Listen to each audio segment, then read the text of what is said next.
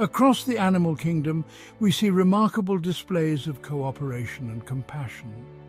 Yet the human story is also one of unspeakable cruelty and violence. From the horrors of genocide to the quiet malice of everyday life, evil casts a long shadow over our world. But what is evil? And why do some individuals commit acts of such unimaginable horror? These questions have haunted philosophers and theologians for centuries. Today, science offers us a new lens to understand the dark side of human nature. By unraveling this interplay, we can begin to comprehend the forces that drive individuals to commit acts of evil. This is not to excuse such actions, but to prevent future atrocities. Only by understanding the roots of evil can we hope to cultivate a world where such darkness is less likely to take hold. Are humans born evil? This question has no easy answers. Some scientists point to the biological underpinnings of aggression. Deep within our brains, the amygdala, a small almond-shaped structure, plays a crucial role in processing emotions like fear and anger. When triggered, the amygdala can initiate a cascade of physiological changes: a racing heart, increased blood pressure, a surge of adrenaline, preparing the body for a fight-or-flight response. This ancient survival mechanism, while essential for our ancestors facing immediate threats, can also contribute to aggressive behavior in modern humans. Further complicating the picture are variations in genes that regulate neurotransmitters like serotonin and dopamine. These chemical messengers influence mood, impulse control, and feelings of reward. Imbalances in these systems have been linked to increased aggression and violence. However, it's crucial to remember that biology is not destiny. While our genes provide the blueprint for our brains, our environment and experiences shape how those blueprints are expressed. The faces of evil are not always monstrous, often they are strikingly ordinary. Consider Adolf Eichmann, the Nazi architect of the Holocaust. Hannah Arendt, a political theorist who witnessed his trial, described him not as a sadistic monster, but as a terrifyingly normal bureaucrat, a cog in the machinery of genocide. Then there's Ted Bundy, the charming and charismatic law student who lured young women to their deaths. His case, along with others like it, illustrates the chilling reality that evil can wear a mask of normalcy, making it all the more insidious. These individuals remind us that evil is not always marked by outward signs of cruelty or depravity. It can manifest in subtle ways, in the seemingly small choices that erode empathy and pave the way for larger acts of harm. While there is no single path to evil, research suggests that certain psychological factors can increase an individual's susceptibility to violence and cruelty. A lack of empathy, the ability to understand and share the feelings of others, is often cited as a hallmark of evil. Individuals low in empathy struggle to recognize and respond to the suffering of others. This emotional disconnect can make it easier to inflict pain without experiencing the normal pangs of guilt or remorse. Narcissism, an inflated sense of self-importance and a deep need for admiration, can also contribute to harmful behavior. Narcissists often view others as objects to be manipulated for personal gain, lacking concern for their well-being. When their inflated egos are threatened, they may lash out with aggression and rage. Nature versus nurture, a complex equation. The debate over whether evil is innate or learned is a complex one. While biological factors undoubtedly play a role, our upbringing and experiences also exert a powerful influence. Children who grow up in abusive or neglectful environments are more likely to exhibit aggressive behavior. Early exposure to violence can desensitize individuals to its effects, making it more likely they will resort to aggression themselves. Moreover, societal factors such as poverty, discrimination, and lack of opportunity can create environments where violence thrives.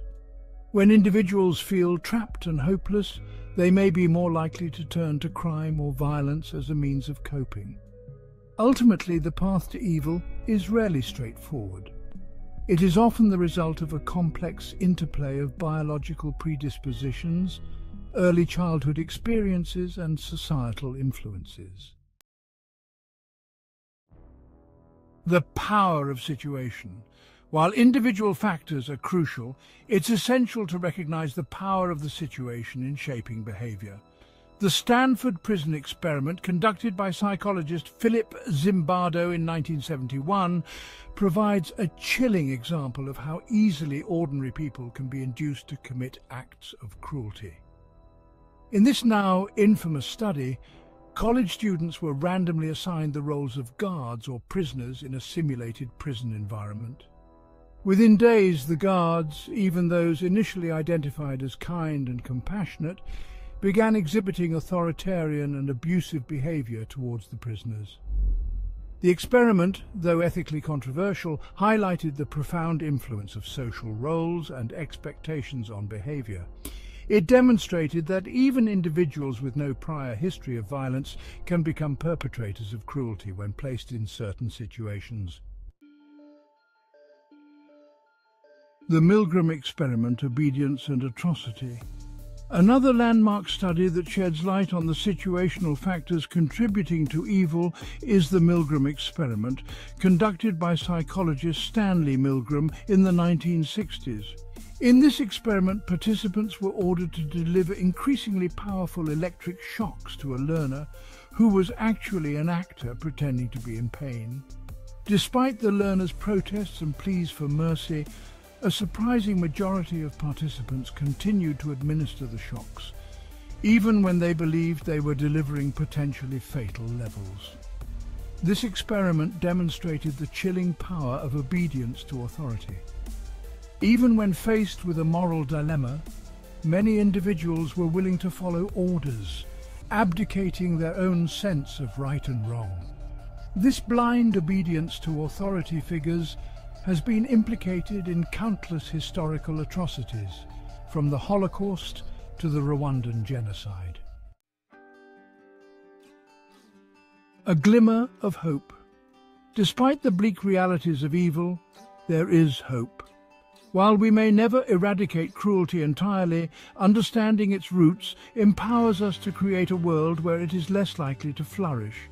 By addressing the social and environmental factors that contribute to violence, such as poverty, discrimination, and lack of opportunity, we can create communities where individuals are less likely to turn to desperate measures. Moreover, fostering empathy and compassion from a young age is crucial. By teaching children to understand and value the perspectives of others, we can nurture a generation that is more resistant to the allure of hatred and violence. Investing in mental health resources is also paramount. By providing individuals with the tools to manage anger, cope with stress, and develop healthy coping mechanisms, we can help prevent violence before it occurs. Can we prevent evil? The question of whether we can prevent evil is a complex one. There is no easy answer, no magic formula. However, by understanding the psychological and societal factors that contribute to violence, we can develop strategies to mitigate its impact. Promoting education, fostering empathy, addressing social inequalities, and providing mental health support are all crucial steps towards creating a world where evil is less likely to take root. It is a continuous effort, a collective responsibility to create a society that values compassion, understanding, and respect for all. The fight against evil is not a battle against monsters, but a battle against the darkness within ourselves and within our world. A shared responsibility. Understanding the psychology of evil is not about condoning cruelty. It is about recognizing the potential for darkness within us and creating a world where it is less likely to flourish. The fight against evil is for ordinary people to choose compassion over indifference and understanding over hatred. It is a battle for humanity's soul, One, through empathy, education, and love. People must learn to hate, and if they can learn to hate, they can be taught to love.